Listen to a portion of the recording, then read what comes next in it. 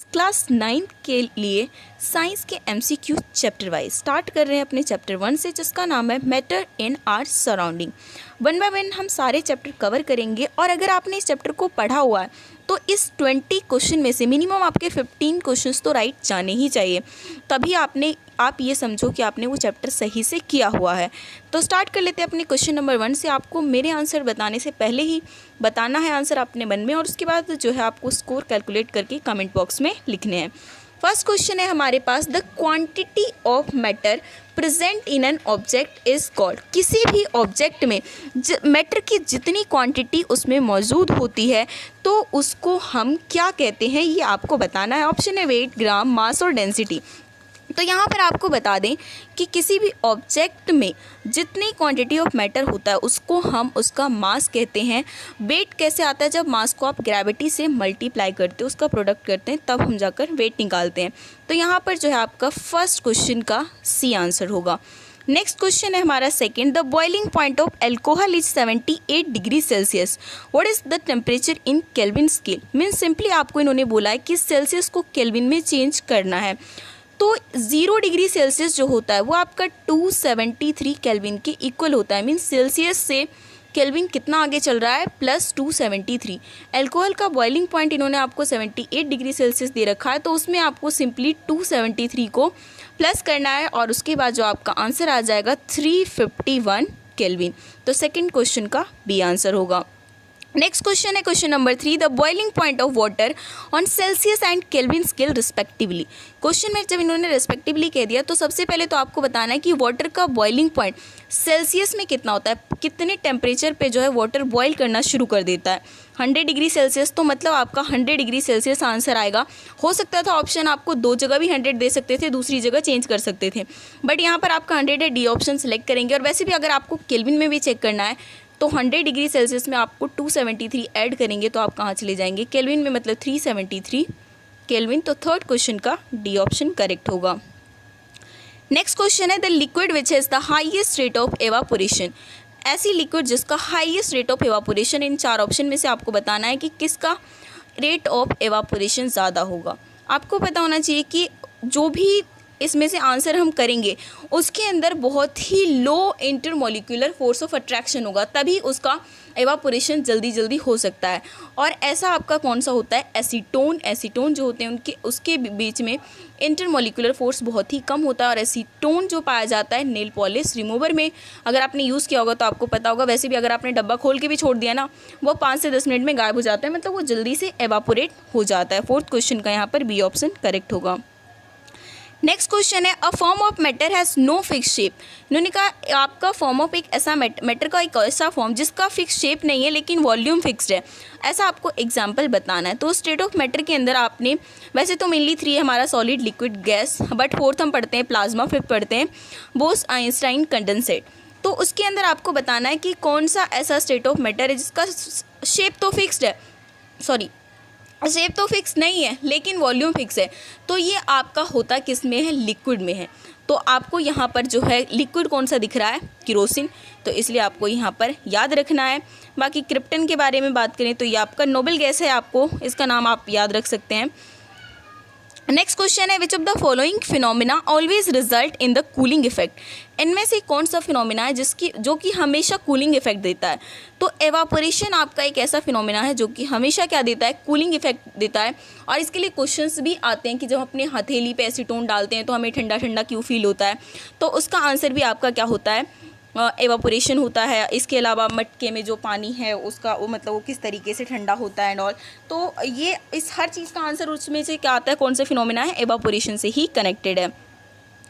Next question है question number 7। सबसे अच्छी बात है कि जब आप एमसीक्यू की सीरीज़ करते हो ना तो उससे आपका पूरा चैप्टर रिवीजन हो जाता है।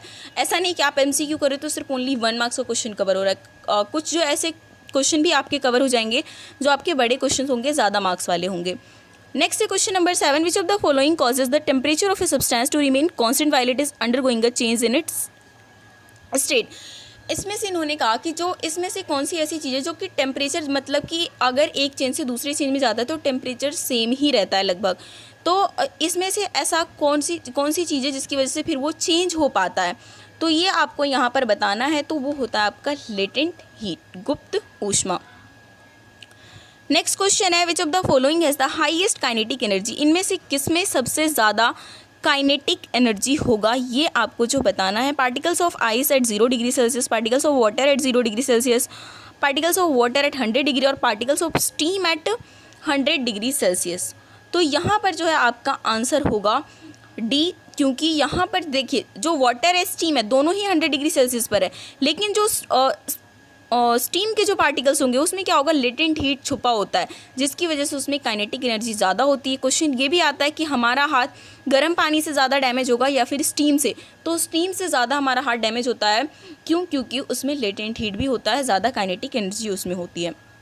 नेक्स्ट है विच of the following does not affect rate of evaporation, इनमें से कौन सी चीज़ जो है रेट ऑफ एवापोरेशन को अफेक्ट नहीं करती है, ये आपको बताना है।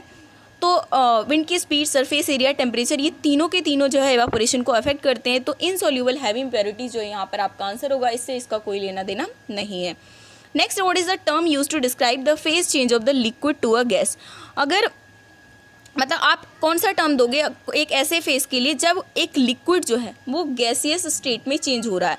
जब लिक्विड जो से आपका कोई भी सब्सटेंस है या फिर कोई भी चीज़ है वो लिक्विड से गैस में चेंज हो रहा है, तो वो आपका क्या हो रहा है, बॉइलिंग पॉइंट हो रहा है। मतलब जब हम बॉईल करते हैं तभी तो वो क्या होता है, लिक्विड से फिर वो गैसियस फॉर्म में चेंज होता है। नेक्स्ट है what term to be use to describe the phase change of solid to liquid, अब क्या है, सॉलिड से वो लिक्विड में चेंज हो रहा है, सॉलिड से लिक्विड में चेंज हो रहा है। इट मीन्स क्या है, आप बर्फ़ मतलब पानी को लेकर एग्जाम्पल से सोचो ना कि आपका सॉलिड क्या है, आइस है, उसको वो पिघल रहा है तो वो क्या हो रहा है, मेल्ट हो रहा है, तो यहाँ पर इसका आंसर हो जाएगा मेल्टिंग।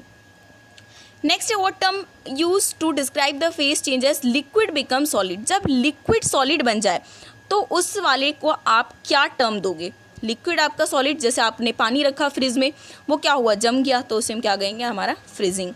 नेक्स्ट है as of 1990 scientist have prove the existence of how many state of matter, मैंने कहा 90s के हिसाब से साइंटिस्ट ने मतलब कितने स्टेट ऑफ मैटर को प्रूव कर दिया है, ये आपको बताना है। तो यहाँ पर मैंने आपको पहले बताया कि जो है लेटेस्ट इन्फॉर्मेशन के according total 5 state of matter है, solid, liquid, gas, plasma 4th हो गया और 5th हो गया बोस-आइंस्टाइन कंडेंसेट। नेक्स्ट है what is dry ice, dry ice क्या होता है, तो ये आपको बताना है। ऑप्शंस आपके पास बहुत सारे हैं, तो ये आपका कुछ नहीं बल्कि सॉलिड कार्बन डाइऑक्साइड होता है। 14th क्वेश्चन का सी ऑप्शन करेक्ट होगा। नेक्स्ट है gases can be liquefied by, gases को हम लिक्विफाइड किस तरीके से कर सकते हैं, मतलब गैस को लिक्विड स्टेट में किस तरीके से चेंज किया जा सकता है, ये आपको बताना है। उसका प्रेशर को इंक्रीज़ करके, टेम्परेचर को डिक्रीज़ करके, बोथ ए एंड बी, और प्रेशर को डिक्रीज़ करके। तो यहाँ पर जो है ए और बी दोनों ऑप्शन करेक्ट है। या तो आप क्या कर सकते हो, प्रेशर इंक्रीज़ करा दो या फिर टेम्परेचर डिक्रीज़ करा दो। नेक्स्ट है बोस-आइंस्टाइन कंडेंसेट है, बोस-आइंस्टाइन कंडेंसेट के पास मतलब काइनेटिक एनर्जी को लेकर इन्होंने क्वेश्चन पूछा हुआ है आपसे। तो जो बोस-आइंस्टाइन कंडेंसेट स्टेट ऑफ मैटर है उसके अंदर जो है बहुत ही लो काइनेटिक एनर्जी होती है। 16 का ए ऑप्शन यहाँ पर आपका करेक्ट होगा। नेक्स्ट क्वेश्चन है विच of the following can not be considered a form of matter, इनमें से किसको हम स्टेट ऑफ मैटर के रूप में कंसिडर नहीं कर सकते हैं, ये आपको बताना है। एटम हो गया, वाटर हो गया, इलेक्ट्रॉन हो गया, ह्यूमिडिटी जो है उसको हम फॉर्म ऑफ मैटर के रूप में कंसिडर नहीं करेंगे। तो 17 का यहाँ पर सी ऑप्शन करेक्ट होगा। विच of the following statement is not true regarding the characteristics of matter, matter का इनमें से कौन सा कैरेक्टरिस्टिक्स नहीं है, ये आपको बताना है। Particles of matter are randomly moving in all direction, ये बिल्कुल सही बात बोली है इन्होंने मैटर के बारे में।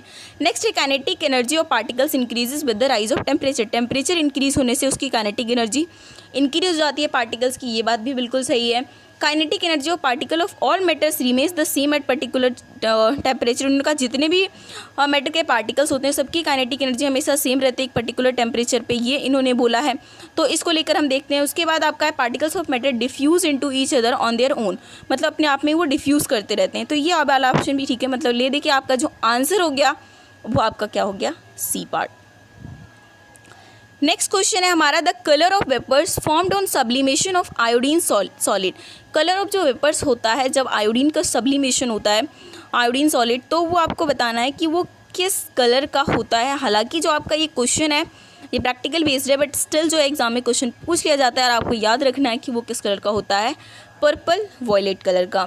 सब्लिमेशन को हम सेकेंड वाले चैप्टर में, जो वैसे आपने नोट्स पढ़ा होगा तो उसमें सारी चीज़ें आपको क्लियर है कि जब सॉलिड से गैस में या फिर गैसियस से सॉलिड में डायरेक्टली जब सॉलिड से गैस में कोई चीज़ चेंज हो जाए बिना लिक्विड स्टेट में गए हुए, तो उस प्रोसेस को हम क्या कहते हैं? सब्लिमेशन।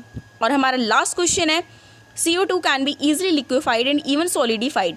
CO2 को हम लिक्विफाइड भी कर सकते हैं बहुत आसानी से और सॉलिड स्टेट में भी चेंज कर सकते हैं आसानी से। तो उसके पीछे का क्या रीज़न है ये आपको यहाँ पर बताना है। तो इसका आंसर हो जाएगा, it has comparatively more force of attraction than other gases. और गैसेस के हिसाब से अगर इसमें देखा जाए तो ज़्यादा फोर्स ऑफ अट्रैक्शन इसके अंदर होता है, जिसकी वजह से हम इसको सॉलिड स्टेट में भी चेंज करा सकते हैं और लिक्विफाइड भी किया जा सकता है। सो आई होप कि आपको जो ये वीडियो अच्छी लगी होगी, आपके एग्ज़ाम के लिए काफ़ी इंपॉर्टेंट है। और आज के टाइम पे जबकि आपके MCQ हर चैप्टर में से बहुत इंपॉर्टेंट हो गए हैं, जो भी आपके टीचर टेस्ट लेते हैं ऑनलाइन, तो उसमें जो आपको MCQ भी पूछा जाता है, इसलिए हर चैप्टर की प्रैक्टिस आपको MCQ से करनी है। चैनल को सब्सक्राइब करके रखिए ताकि नई वीडियो की नोटिफिकेशन आपको तुरंत मिल सके और आप उसे जल्दी से देख सको।